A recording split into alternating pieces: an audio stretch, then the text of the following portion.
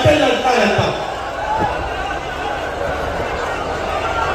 आज मैं यहां आया हूं, मैं बेल पर हूं, मैं बेल में हूं और मैं आया हूं। नरेंद्र मोदी ने मेरा सरकारी घर ले लिया, मेरी लोकसभा की मेंबरशिप रद्द कर दी थी और ईडी ने 55 घंटे मेरा इंटेरोगेशन किया। मैं आपसे पूछना चाहता हूं, ममता जी का ईडी ने कितना इंटेरोगेशन किया है?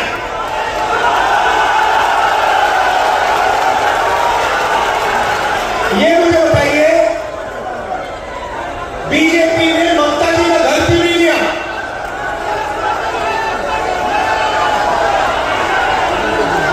उन पर 36, 38, 40 केस क्यों नहीं है? पूरा बंगाल जानता है कि तृणमूल के लोगों ने भ्रष्टाचार किया। शारदा चिट फंड तृणमूल के लोगों ने किया, 17 लाख इन्वेस्टर्स को बर्बाद किया, 1900 करोड़ अनपेड ड्यूज है। रोज वैली चिट फंड स्कैम किया, 31 लाख लोगों का पैसा लिया, 6600 करोड़ रुपए उनके लिए कोल स्मगलिंग होती है, गुंडा टैक्स कलेक्शन होता है। मगर नरेंद्र मोदी, आरएसएस, बीजेपी ने ममता जी का कभी इंटेरोगेशन नहीं किया, ममता जी का घर नहीं छीना, ममता जी पर आक्रमण नहीं करते। क्यों? क्योंकि वो जानते हैं कि असली लड़ाई तृणमूल से नहीं है, असली लड़ाई कांग्रेस पार्टी से है, खारगे जी से है, राहुल गांधी से है, प्रियंका गांधी से है, कांग्रेस पार्टी के नेता। अगर सचमुच में तृणमूल और बीजेपी लड़ाई हो रही होती तो ममता जी पर अनेक केस होते, वो बेल में होती, बेल लेकर बाहर होती, उनका 55-70 घंटे इंटेरोगेशन हुआ होता, उनका घर छीन लेते। क्योंकि ये सब लोगों के साथ करते, जो भी इनके खिलाफ लड़ते हैं उन पर वो पूरा आक्रमण करते हैं। अब थोड़ा सा मैं आपको बताना चाहता हूं, ये नरेंद्र मोदी है कौन, ये आपको समझना जरूरी है। मैंने फोटो देखी उनकी, नाव में नदी में घूम रहे थे, फोटो ले रहे थे। तो मैं थोड़ा आपको बताना चाहता हूं, ये नरेंद्र मोदी जी जो हैं, ये हैं कौन? सबसे पहले इन सब का स्पेशलाइजेशन, ये बीजेपी के लोग हैं, इनका स्पेशलाइजेशन वोट चोरी है। इन्होंने महाराष्ट्र में वोट चोरी करके चुनाव जीता, हरियाणा में जीता, मध्य प्रदेश में जीता, कर्नाटक में पैसे देकर सरकार गिराई। ये इनका पहला काम लोकतंत्र को खत्म करना और वोट चोरी का है। दूसरी बात, आपने यूएस इंडिया डील के बारे में सुना होगा, सुना है? ये नरेंद्र मोदी जी अपने आप को देशभक्त कहते हैं, हर भाषण में कहते हैं मेरी 56 इंच की छाती है और मैं देशभक्त हूं। सबसे पहले अगर इनकी 56 इंच की छाती होती तो जब मैं पार्लियामेंट में भाषण दे रहा था, जब मैंने एफसी की बात उठाई, अदानी की बात उठाई, तो ये पार्लियामेंट लोकसभा से भाग के क्यों निकल गए? दूसरी बात, इन्होंने अमेरिका से समझौता किया। क्या किया?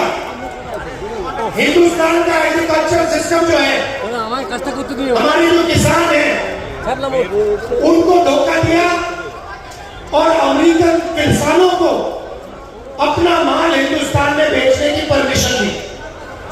ये काम किसी भी प्रधानमंत्री ने नहीं किया, आज तक किसी प्रधानमंत्री ने नहीं किया। अमेरिका के जो खेत हैं, हजारों एकड़ के खेत हैं, हमारे छोटे खेत होते हैं। हमारे यहां मैकेनाइजेशन नहीं होता, अमेरिका में फुल मैकेनाइजेशन है। कंबाइन हार्वेस्टर, मशीनरी, टेक्नोलॉजी सब चलती है वहां। अमेरिका के किसान का माल हिंदुस्तान में बिकना शुरू हो जाएगा। हिंदुस्तान के सब किसान, बंगाल के किसान बर्बाद हो जाएंगे। ये इन्होंने पहला काम किया। दूसरा काम, बंगाल की इंडस्ट्री तो ममता जी ने वहां भी खत्म कर दी। बोला था पहले आप इंडस्ट्रियल सेक्टर हुआ करते थे, यहां हिंदुस्तान मोटर्स थी, यहां पे जूट इंडस्ट्री थी और बंगाल इंडस्ट्रियल स्टेट बन रहे थे। नरेंद्र मोदी जी ने ट्रंप को वायदा किया कि हर साल हिंदुस्तान 9.5 लाख करोड़ रुपया माल अमेरिका से खरीदेगा। भाइयों और बहनों, अगर हिंदुस्तान 9.5 लाख करोड़ रुपया अमेरिका से खरीदेगा तो हिंदुस्तान के छोटे स्मॉल और मीडियम बिजनेसेस सारे के सारे बंद हो जाएंगे। ये इसने दूसरा काम किया। तीसरा काम, हिंदुस्तान का पूरा डेटा जो 21वीं सदी में देश का धन होता है, देश की शक्ति होती है, देश की पूंजी होती है, सारा का सारा इसने अमेरिका को पकड़ा दिया। आज अमेरिका जहां भी हिंदुस्तान का डेटा रखना चाहता है रख सकता है, जो भी करना चाहता है कर सकता है। और तीसरा काम, शायद सबसे खराब काम इसने किया। इसने अमेरिका से कहा कि हम उन्हीं देशों से पेट्रोल खरीदेंगे, तेल खरीदेंगे जो परमिशन आप दोगे। तो आज हिंदुस्तान बिना अमेरिका के परमिशन लिए, बिना अमेरिका के सामने हाथ जोड़े किसी भी देश से तेल नहीं खरीद सकता है। ये व्यक्ति जो अपने आप को देशभक्त कह रहा है, इसने ये चारों काम किए हैं। ये देशभक्ति नहीं है, ये देशद्रोही का काम है। और ये इसने किया क्यों, ये भी आपको बता देता हूं। ये इसने इसलिए किया क्योंकि डोनाल्ड ट्रंप अडानी और एप्स्टीन के बारे में सारा कुछ जानता है। डोनाल्ड ट्रंप खुद ने कह रहा है कि जब भी मैं नरेंद्र मोदी के करियर को खत्म करना चाहता हूं, 2 मिनट में मैं खत्म कर सकता हूं। और फिर डोनाल्ड ट्रंप कहता है कि जब मैं हिंदुस्तान के प्रधानमंत्री को फोन करता हूं, जब वो फोन उठाता है तो वो कहता है, yes sir, what can I do for you. शर्म की बात है, हिंदुस्तान का प्रधानमंत्री अमेरिका के राष्ट्रपति को सर बोलता है, जो शर्म की बात है। मैं आपको बताता हूं, अगर डोनाल्ड ट्रंप ने नरेंद्र मोदी से कहा कि भैया जंप लगा, नरेंद्र मोदी जंप लगाएगा। उसने कहा, डोनाल्ड ट्रंप ने कहा कि जाओ इस्राइल जाओ, एकदम फ्लाइट में चढ़ के इस्राइल चला गया। तो ये तो है नरेंद्र मोदी और आरएसएस की कहानी, ये इनकी सच्चाई है।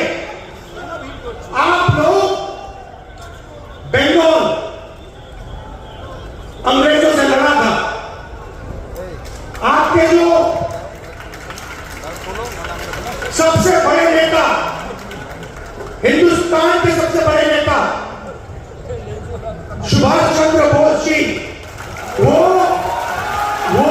उन्होंने कभी भी किसी को सर नहीं बुलाया। वो है असली देशभक्त।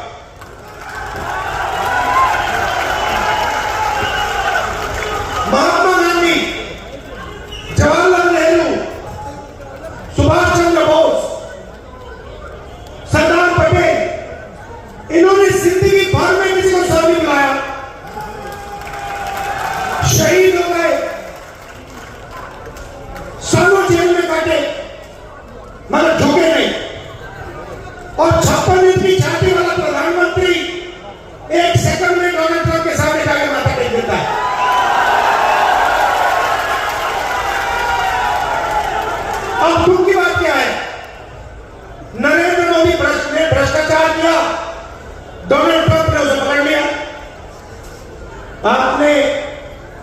अदानी कंपनी का नाम सुना होगा, सुना? उसका असली नाम जानते हो? मोदानी।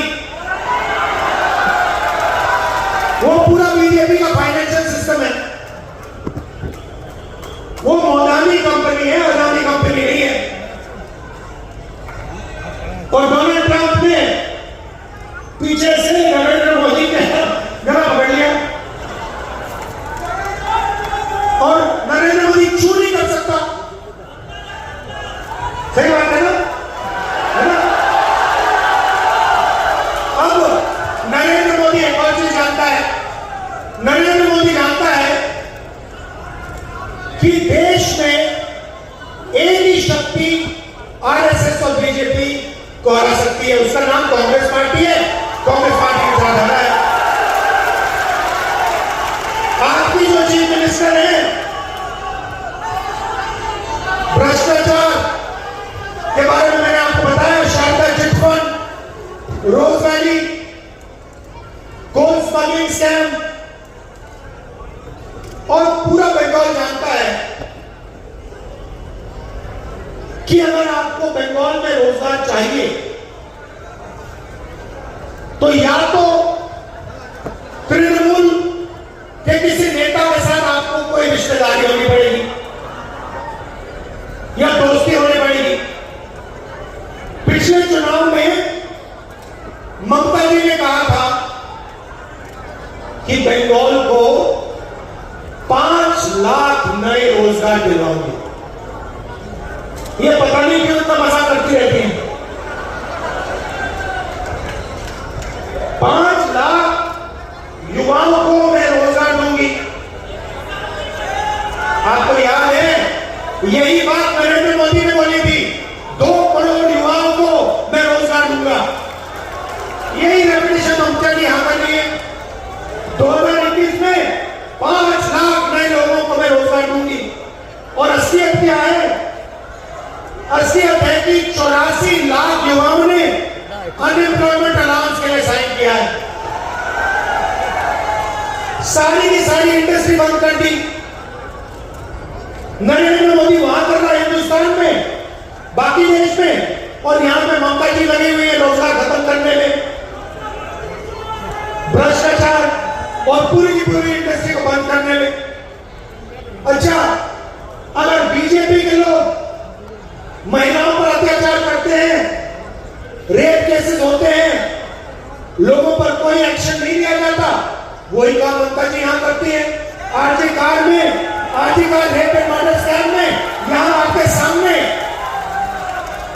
एक बेचारी लड़की का मर्डर होता है, बलात्कार होता है, और जिन लोगों ने किया उन पर कोई भी एक्शन नहीं लिया जाता। तो मेरा कहना है कि सच्चाई क्या है? सच्चाई है कि टीएमसी, अगर टीएमसी ने काम किया होता, अगर टीएमसी ने आपको रोजगार दिलवाया होता, अगर टीएमसी ने इंडस्ट्री नहीं बंद करवाई होती, तो यहां पे बीजेपी के लिए रास्ता नहीं खुलता। ये बीजेपी के लिए बंगाल में रास्ता खोल रहे हैं, ये इनका काम है।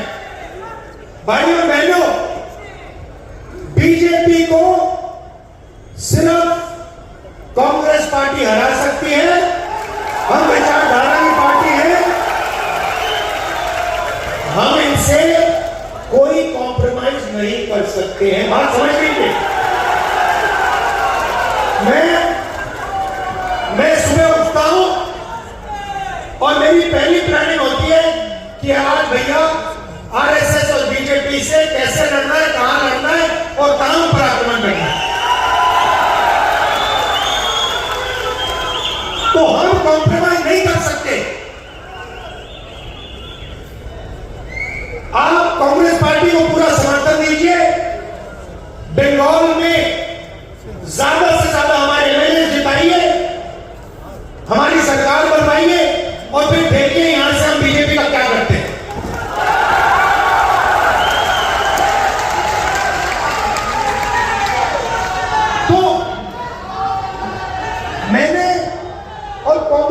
पार्टी ने कन्याकुमारी से कश्मीर तक यात्रा की, उसमें हमने क्या बोला? यात्रा का लक्ष्य क्या था? भारत जोड़ो यात्रा। नरेंद्र मोदी जी ने यात्रा की, उसका नाम नहीं है, नाम नहीं दिया, तो उसका नाम भारत जोड़ो यात्रा। वो 24 घंटा करते रहे थे। तो हमने भारत जोड़ो यात्रा की, 4000 किलोमीटर चले कश्मीर से कन्याकुमारी। एक ही मैसेज था, एक मैसेज था, नफरत के बाजार में मोहब्बत की दुकान खोलनी है। अब हिंसा के खिलाफ मैसेज था, अहंकार के खिलाफ मैसेज था। बीजेपी पूरे देश में हिंसा फैलाती और तृणमूल पार्टी बंगाल में हिंसा फैलाती।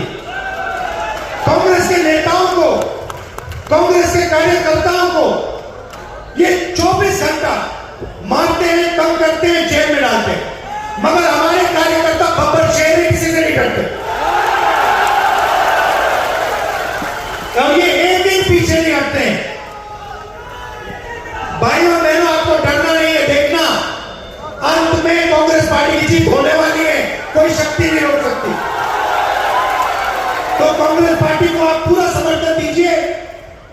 हमारे यहाँ पे जो कैंडिडेट्स हैं, आ जाइए, सामने आ जाइए। कहाँ है? यहाँ बैठे। हमारे जो कैंडिडेट्स हैं, यहाँ पे हमारे 55 कैंडिडेट बैठे हुए हैं।